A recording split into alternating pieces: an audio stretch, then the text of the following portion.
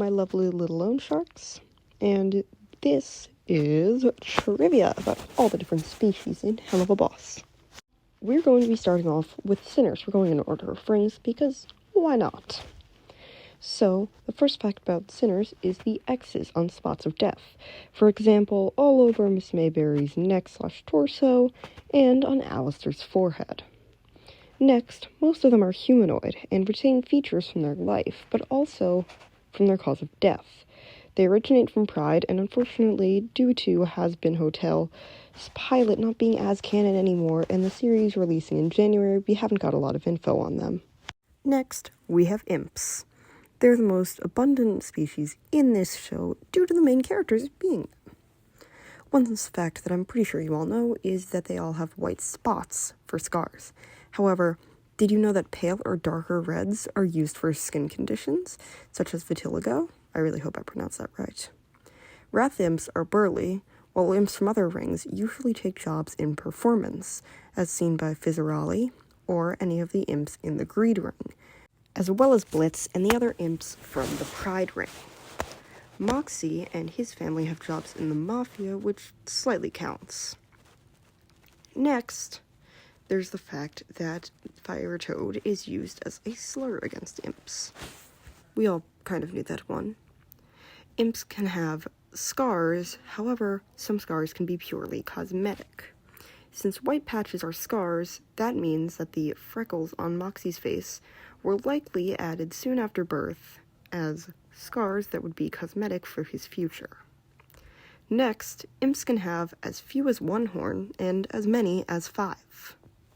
Here we have hellhounds. Hellhounds are seen as pets for the upper class, or unfortunately more so like slaves by the adoption system. This can be made clearer by the female hellhound in charge of the adoption system remarking that one of the male hellhounds out for adoption is quite a strong young lad and perfect whatever work you want to use him for. The thing with hellhounds being taken as pets can be backed up by Luna's interaction with Vicky in Queen Bee. Vicky is talking at first about playing fetch with presumably her adopter, which is a clear sign of her status as more of a family pet than an actual child. This can be assumed about many other hellhounds in the party, as likely that is one of the other reasons why they're being adopted, sort of at the same status level as the queeves, which are those little puppy dog-looking things.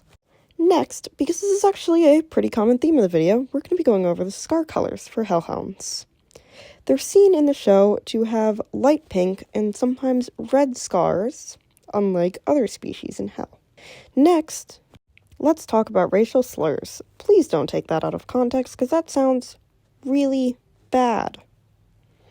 What I mean is the fact that bitch appears to be used as a slur in hellhounds culture due to the shock of the other hounds when Luna says it.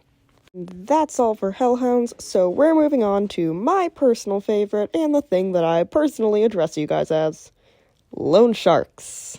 Unfortunately, I wasn't actually able to recover a lot of trivia for this one or the following species, but I hope that what I have will suffice because they're pretty obscure. First off, what I got for loan sharks might actually surprise you. A few, years back, people were speculating over a species known as quote-unquote skeleton jesters. By studying loan sharks and the designs, I've deduced that they can have all of the flesh stripped off their bones as a part of the design. This is likely what the skeleton jesters are, purely cosmetic loan sharks. This also explains the tails on them being kind of just like loan sharks, but no flesh, just bones. Next, I found that loan shark scars are just a paler shade of their skin or the shade of their underbellies. And unfortunately, that wraps it up for loan sharks. Love those guys. Gosh diddly darn it. Anyway, next up, we have succubi. I quite literally have 2 of these. First off, we have the thing that I'm going to be very light on, or else YouTube's going to demonetize the shit out of me. I'm not even monetized. I'm just saying that because people say it. Okay, so it's the nips thing. Anyway, like horns can tell the sex of an imp, you can tell the sex of a succubi by the shape of their nips. The heart-shaped nymphs are biologically female succubi, and the X-shaped nymphs are biologically male succubi, by telling on the statue in Asmodeus' castle and these just looking at various succubi. Yeah, that was uncomfortable. Anyway, next up, this one isn't. Let's talk about succubi society. There's almost no social restrictions, as through the show, an impoverished succubi has never been seen once, and they appear to be completely free to do what they want. They live in a pretty good life, actually, unless they're like Ace, in which case that would likely be completely unacceptable by social stigma and could result in them being ostracized to another ring. And here's a name that you have probably never heard unless you're a long-time channel viewer here. Possessors. For some reason, no one knows the name of these guys. I don't really know why, because it's just in the character sheets.